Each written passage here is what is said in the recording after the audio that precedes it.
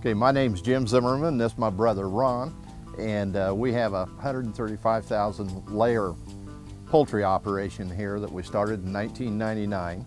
And one reason we started that, we also farm approximately 1,700 acres, and we knew that we was going to have to expand that or do something to be able to stay and sustain ourselves on the farm. So we put up the layer house. Layers are, chickens that lay eggs. I guess we grew up in the country, you'd think everybody would know that, but I guess not. Row crops, we are about 50-50 corn and soybeans between that 1,700 acres. And we're actually 6th generation farmers in this county. When I started farming several years ago, when I graduated from high school with our dad, I didn't start to get rich.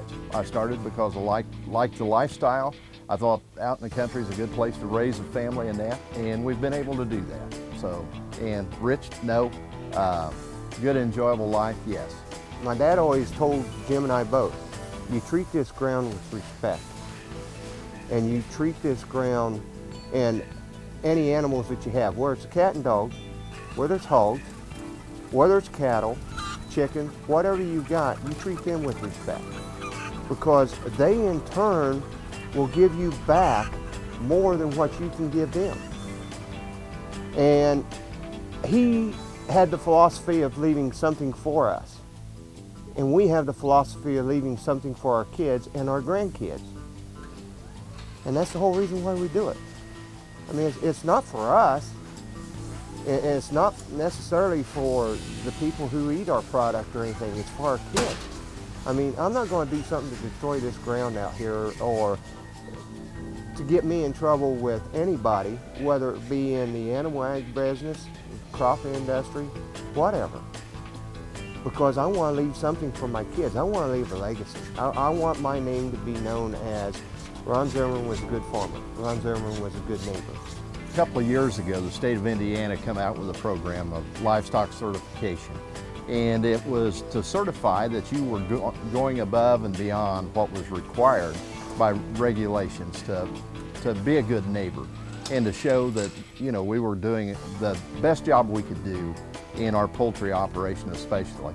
And so we went through that program, and we were the first poultry producers in the state of Indiana to receive this state certification, which we were really proud of because, like I said, like Ron talked about being good neighbors and that, it just showed that, we were doing the best that we could to be good neighbors.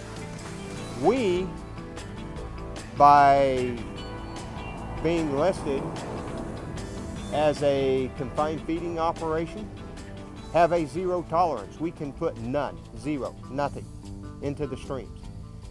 So actually we are more regulated than the big town cities or anybody who has a septic operation as far as a municipality. And we adhere to that.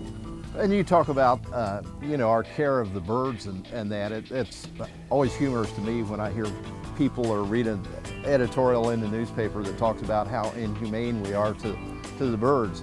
The birds are what make us our income. And so we take the best care that we can of them. They're well fed, they're well ventilated, they're well watered. We just, like I said, the production of those birds is where we make our income. So, like I said, it's humorous to me for somebody to think that we would not take the best care of them that we can. I was in a discussion with a fella over a year ago about all the confined feeding operations, and he was talking about how bad they are and that sort of thing. And I just asked him, I said, okay, so you want to put us in a position as far as agriculture goes that we're importing all of our ag products from China like we are toys? And he said, hadn't thought about that. Here we are concerned about lead in toys for children, but we don't think anything about our food quality and how safe it is. And we raise the safest food in the world.